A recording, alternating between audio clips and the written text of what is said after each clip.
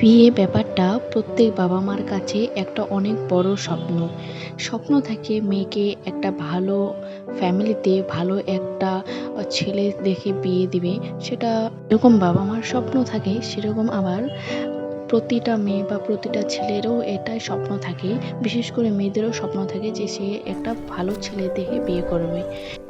আর প্রতিটা middle class বা প্রতিটা গরিব ফ্যামিলির মানুষ বা মা বাবা যখন একটা ভালো কিংবা তাদের উচ্চ কোনো ছেলের সাথে মেয়ের বিয়ে দেয় কিংবা লাভ ম্যারেজ করেই হোক না কেন, মেয়েটি যখন নিজেদের বাপের বাড়ির তুলনায় একটু বেশি পরিমাণে ধরুন বড়লোক ফ্যামিলিতে গেল, তো কিছু কিছু ক্ষেত্রে আছে যে সব কিছু ঠিক থাকে, আবার কিছু কিছু ক্ষেত্রে দেখা যায় মেয়েটির ব্যাকগ্রাউন্ড যেহেতু গরিব বা মিডল ক্লাস, সেহেতু সেই পরিমাণে তাকে তার শ্বশুর বাড়িতে সবসময় নিচু মনে করে দেখা হয়।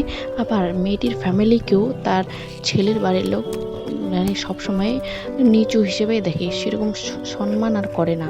তার জন্য না অনেক সময় নিজের থেকে বরাবর বা নিজের বরাবর থেকে একটু বেশি বড়লোক ফ্যামিলিতে দেওয়া ভালো, কিন্তু অতিরিক্ত পরিমাণে বড়লোক ফ্যামিলিতে বিয়ে দিতে গেলে সত্যি মানে যেটা আপনি ভাবতে পারবেন না সেটাই হয়ে যায়। মনে রাখবেন, বৌমা কোনো দিন বাপের বাড়ি থেকে খারাপ চিন্তা ভাবনা কিংবা খারাপ কোনো কিছু জিনিস ভেবে আসে না। মেয়েটি সবসময় এটা ভাবে যে তার একটা সুন্দর পরিবার হবে, তার সুন্দর গোছানো সংসার হবে।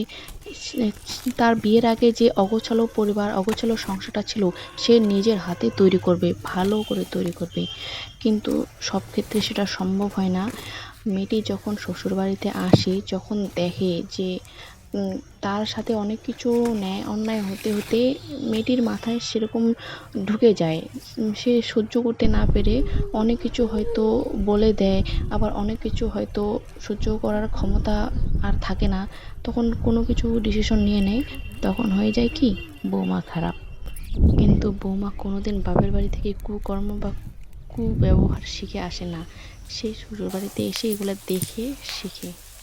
কারণ কি, একটা জয়েন্ট ফ্যামিলি হোক কিংবা যেখানে শ্বশুর শাশুড়ি থাকে, সেই ফ্যামিলিতে থাকতে গেলে অনেক কিছু মেনে চলতে হয়, অনেক কিছু মুখ বুজে সহ্য করতে হয়।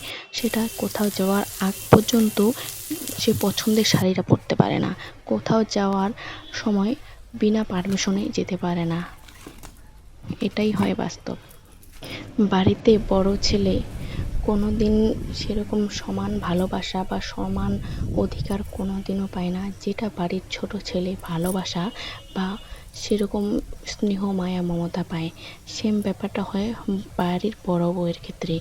বড় বউ হয়তো অনেক কিছু সহ্য করে, অনেক কিছু মেনে চলে, কিন্তু তার ক্ষেত্রে কোনোদিন সেরকম সম্মান বা কোনোদিন সেরকম ভালোবাসা সে কোনোদিনও পায় না।